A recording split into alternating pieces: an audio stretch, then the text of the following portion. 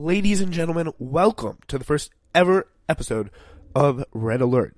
Today, we will be talking about what this show is all about. What's the point of having another political show? I mean, already have newsflash, right?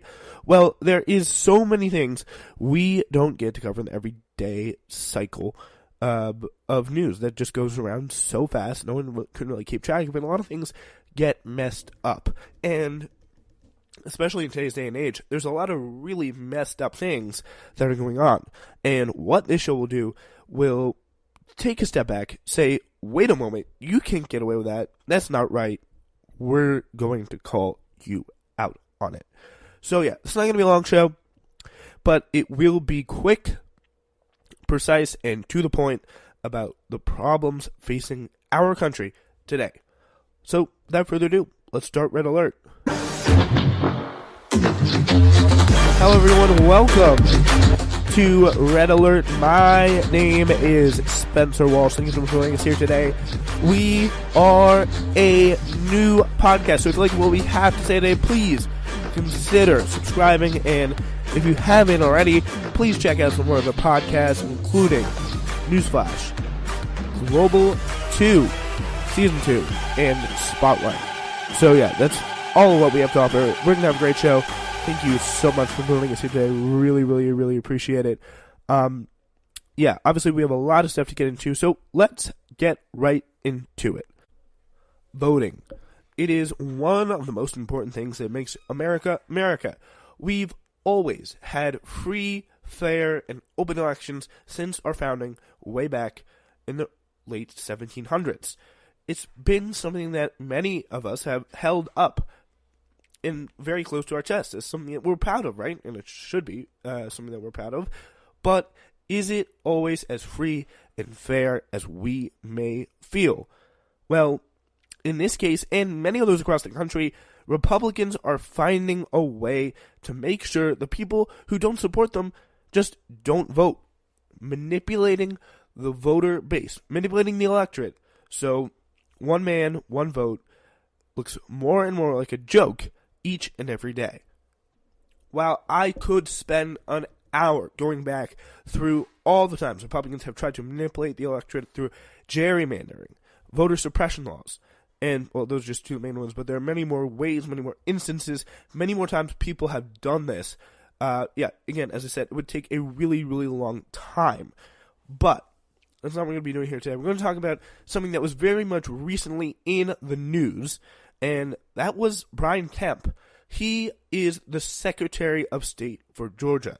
And while you may think Secretary of States, their big responsibilities are go overseas, right? When you think of Rex Tillerson, Mike Pompeo, or past two Secretary of States, you got people like John Kerry.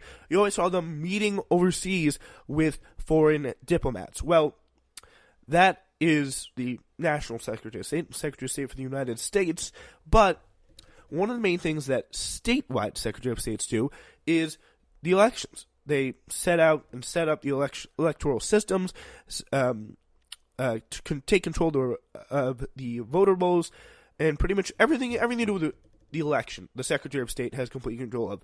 And believe it or not, these are partisan positions that Republicans and Democrats get elected to, not appointments made by, in a nonpartisan nature, which, now that I take a step back and look at it, seems pretty amazing. Another instance of this kind of weird system that we call America, you can have a situation where a Republican, or a Democrat, but for the past two times it's been Republican, Secretary of State, running for statewide office like governor, like Chris Kobach of Kansas, and Brian Kemp of Georgia, who our story is going to be about, and they are going to be able to oversee their own elections to that position. It seems crazy, but that's just the way America works. So yeah, back to Brian Kemp, now that we know more about the Secretary of State and they oversee elections and all that stuff. So, Brian Kemp in Georgia, they have a little bit of an ethical conundrum. So he's running for governor, Brian Kemp, but he will not recuse himself, shocking, from election oversight. A move akin to pretty much serving as the judge in his own case, which makes a lot of sense there because you can see, I mean, he is pretty much the judge, jury, and executioner because he decided election votes. I mean, for example, Chris Kobach was in a pretty close Republican primary, with the incumbent, I believe, for governor. And he won at a very, very close margin due to some kind of a glitch in the system, and all of a sudden he was on top. And you didn't really hear that much about it, did you? So, you kind of see how there is some ethical problems that can be created, right? So the Associated Press last week really made those ethical problems come to light, let's just say. So he said that they reported last week that 53,000 voter registration applications were put on hold by his office. Almost 70% are from black applicants who, statistically speaking, no surprise there, would be likely backers of his opponent, Stacey Abrams. So yeah, pretty much all the people who are going to support Stacey Abrams, or a far majority of them, they were among the ones purged from these voter rolls. And that's obviously a conflict of interest, but let's talk about here the way they did it. It was such a sneaky and deceitful way, because you really, if your name is purged from the voter rolls, there's no way for you to know until you show up, and then you obviously have to get to work. You can't spend all this time just sticking around waiting for everyone to sweat out your voter rolls, but instead, you just got to get going, right? And if you so much as just barely even leave a hyphen out of your name, so you sign your name, you apply for voting, and say your name is John Wilkes Smith, right? And then your name has a hyphen between the Wilkes and Smith on your official state application, but when you apply to vote, you don't put the application. You think, that's not a big deal, right? No, it is a big deal. You'll be purged from the voter rolls and automatically assumed as someone who's a fake, a fraud, and just not going to be allowed to vote. And what I have to guess here is they tried a little bit of kind of a manipulation, specifically with these black people. Like, these people from areas that were not allowed to, or that would support Brian Kemp's opponent, Stacey Abrams. So that seems to be what they did here. And, that's a little bit problematic, a little bit of a conflict of interest in to see that has already risen, even though this whole election has not even happened yet, which is incredible. So, we still have the election to oversee if you're Brian Kemp. Imagine how much more shady stuff you could pull off in that certain period of time. It just chills the mind to think about what kind of trickiness you could get up to in a situation like that. The real question now is, how did Brian Kemp respond to those conflicts of interest? Well, his campaign spokesperson, goes by the name of Ryan Mahoney, he told the AP, Kemp is fighting to protect the integrity of our elections and ensure that only legal citizens are able to cast a ballot.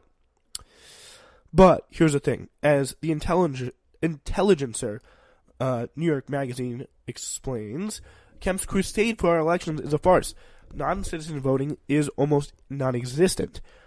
Of the 23.5 million votes cast on 42 jurisdictions in 2016, including 8 of 10 with the highest concentration of non-citizens nationally, only 30 out of, again, 23.5 million votes were flagged for fraud investigations. That's 0.0001%, according to the Brennan Center for Justice. So, meanwhile, Kemp's office has had now tens of thousands of applications on hold, often for quibbing technical inconsistencies, as you see with us, as I explained before, slight mismatches with the information on file with the state's Department of Driver Services.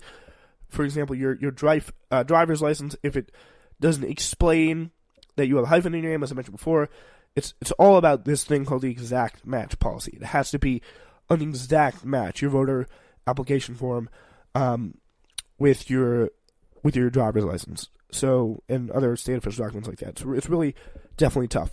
An earlier version of this law, though, which was used to reject applicants outright for such mismatches, was scrapped in 2017. The state settled a lawsuit alleging the measure was racist.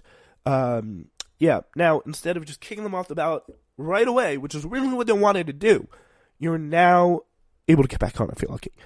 Yeah, so good thing we found out about this before November 6th, almost a month before, so people just can try, if their lives are busy enough already, to try and get registered to vote this corrupt man out of office. So, yeah.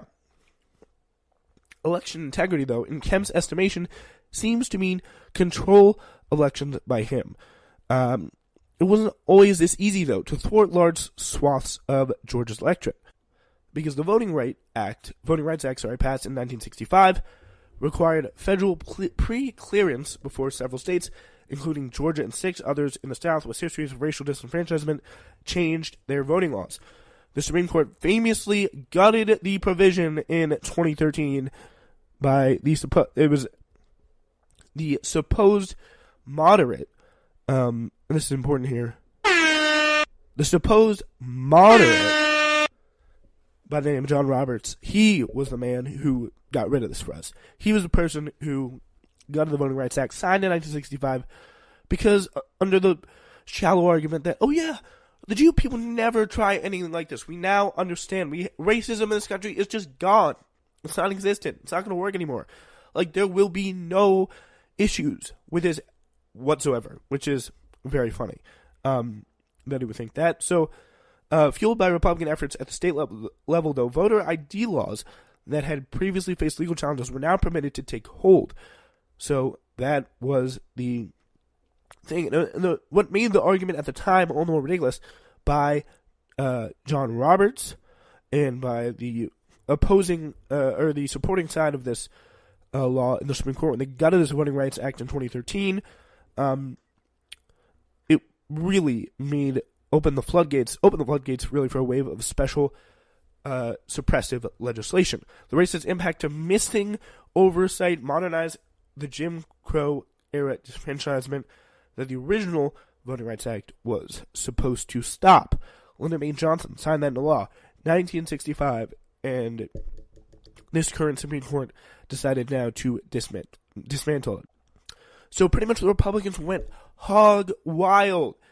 Voting rights blocker, voter suppression, everywhere you can possibly look. Voter ID laws that had previously faced legal challenges were now again permitted to take hold. Aggressive voter roll purges rendered millions ineligible to cast ballots. And according to the Brennan Center, states that formerly required plea clearance were, wait for it, among the most zealous in pursuing these measures. The authors estimated that 2 million votes or voters would have been rendered ineligible between 2012 and 2016 had these states purged them at the same lower rate as states who did not previously require federal sanctions. It was pretty much all out in these states. Georgia was no exception, seemingly operating with the premise that voting really should be hard. And by the way, which was funny for all these people who are like, America is a conservative country. It's just Judeo-Christian values that everyone in America still believes today, right? And apparently, they want to make voting rights as hard as humanly possible. And why? Because they know it, and we know it too. The people are not with them on anything. So, like, if voting should be easy, if you think all the country agrees with you. Like, that's what I always hear from Republicans. America agrees with us, right? So, why not make it easier to voice their agreement with you? Like, why not let them shout it from the rooftops, vote at their coffee table, on the internet, pull up their iPad, go on a secure website, say, I support so-and-so, I support so-and-so. Like, actually have the time to sit in your house, do research before you make a choice to vote. That's what you should do if you're conservative who thinks everyone in America agrees with me. Well, here's the thing. They don't, and those people know it. So this is going to be one of the things you're going to have to watch out for as this election season heats up. If you live in a state, especially when it's controlled by Republicans, be very careful to watch your voter rolls. Are you registered? Double check, triple check, quadruple check, because especially these Republican people, they are going to go all out because they know the Democrats, they have the momentum this time, and they are definitely not willing to take any chances on this. So yeah, that's going to be definitely something you should completely watch out for, and one of the reasons why our democracy is on red alert. This has been Red Alert. I'm Spencer Walsh for the Spencer Walsh Radio Network.